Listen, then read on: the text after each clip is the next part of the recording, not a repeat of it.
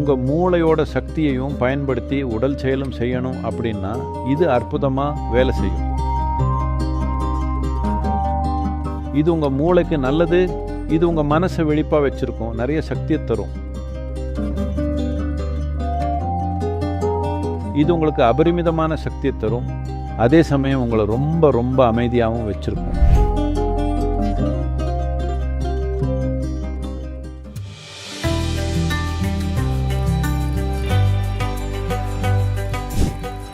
பழங்கள் உடலுக்கு அற்புதங்களை செய்யும். போதுமான அளவுக்கு பழங்களை சாப்பிட்றது உடல் அமைப்புக்கு மகத்தான நன்மைகளை செய்யும். நீங்கள் வெறும் பழங்களை உணவாக சாப்பிட்டா 2 மணி நேரத்தில் வயிறு காலி ஆகிடும். அதனால் அதிக சக்தியோடு இருந்தாலும் காலி வயிறோடு இருக்கிறதுக்கு நீங்கள் பழகிக்கணும். இந்த நிலையில் தான் உங்கள் மூளை சிறப்பாக செயல்படுது. இந்த நேரத்தில் தான் ஒரு மனிதனாக நீங்கள் சிறப்பாக செயல்படுறீங்க. இது உங்களுக்கு நல்லது. உங்கள் மூளையோட சக்தியையும் பயன்படுத்தி உடல் செயலும் செய்யணும் அப்படின்னா இது அற்புதமாக வேலை செய்யும்.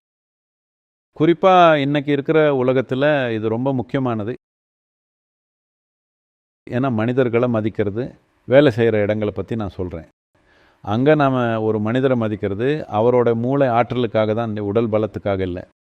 அதனால் இந்த வகையில் பழங்கள் கட்டாயமாக பெரிய வித்தியாசத்தை ஏற்படுத்தும்.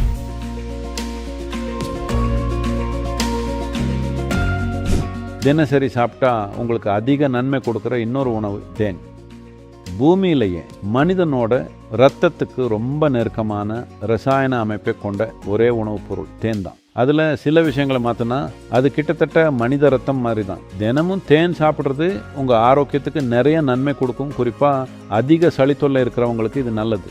இது உங்கள் இதயத்துக்கு ரொம்ப நல்லது, உங்கள் மூளைக்கு நல்லது, உங்கள் மனசை வெளிப்பாக வச்சுருக்குது, அதிக சக்தி தருது. அதனால் தினமும் தேன் சாப்பிட்றது ரொம்ப நல்லது. குறிப்பாக உங்கள் வீட்டில் வளர்கிற குழந்தைங்க இருந்தால் அவங்க தினமும் தேன் சாப்பிடணும்.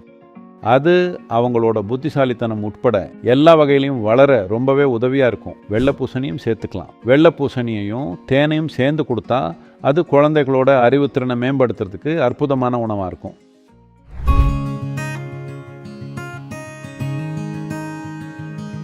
சாக்லேட் சாப்பிட்றவங்களுக்கு அதில் இருக்கிற அதிகப்படியான சர்க்கரையால் பெரிய பிரச்சனைகள் வரும். நீங்கள் வெறும் சாக்லேட்டை சாப்பிட்டீங்கன்னா அது ஒரு வகையான தூண்டுதலை உருவாக்குது. அது மிகவும் விசித்திரமான ஒரு தூண்டுதல். அதில் சில நன்மைகள் இருக்குது. உண்மையாகவே உங்கள் மூளை வேலை செய்ய ஆரம்பிச்சிடலாம். நீங்கள் கொக்கோ எடுத்துக்கிட்டால் உங்கள் மூளை இன்னும் நல்லா வேலை செய்யலாம். ஆனால் அதை இவ்வளோ சர்க்கரையோடு சாப்பிட்டா ஆகாது. சர்க்கரை எல்லாத்தையும் பாழாக்கிடும்.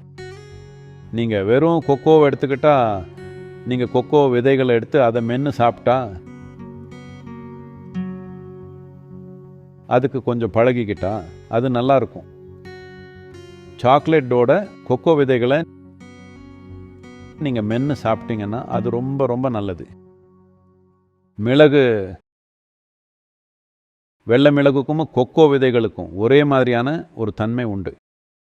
இந்தியாவில் மக்களுக்கு ஏற்படுற பலவிதமான பிரச்சனைகளுக்கு நாம் தேனையும் மிளகையும் சேர்த்து பயன்படுத்துகிறோம். அது அதிசயமான பலன்களை தருது.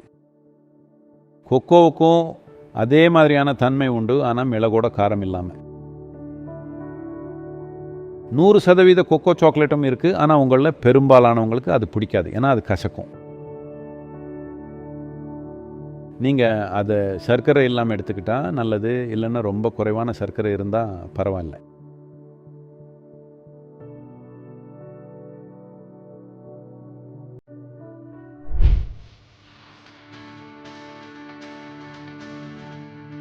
நீங்கள் தினமும் ஒரு டம்ளர் வெள்ளை பூசணி ஜூஸ் குடித்தா உங்கள் புத்தி கூர்மை மேம்படுறத நீங்கள் தெளிவாக பார்க்க முடியும்.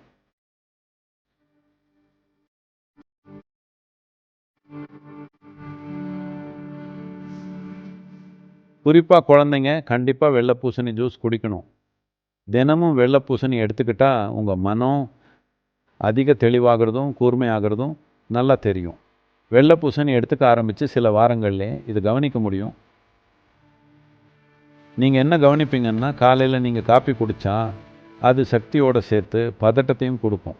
ஆனால் நீங்கள் ஒரு டம்ளர் வெள்ளை பூசணி ஜூஸ் குடித்தா இது உங்களுக்கு அபரிமிதமான சக்தியை தரும். அதே சமயம் உங்களை ரொம்ப ரொம்ப அமைதியாகவும் வச்சுருக்கும். அதனால் நீங்கள் முடிஞ்ச அளவுக்கு வெள்ளை பூசணியை எடுத்துக்கணும். ஆனால் உங்களில் ஆஸ்துமா பிரச்சனை இருக்கிறவங்களுக்கு, சளி இருமல் அடிக்கடி வர்றவங்களுக்கு வெள்ளை பூசணி ஜூஸ் எடுத்துக்கிட்டால் அது உடலை குளிர்ச்சி ஆக்கிறதால உடனே சளி பிடிச்சிடலாம்.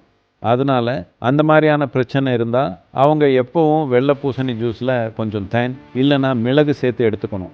இது வெள்ளை பூசணியோட குளிர்ச்சியான தன்மையை ஓரளவுக்கு ஈடு செய்யும்.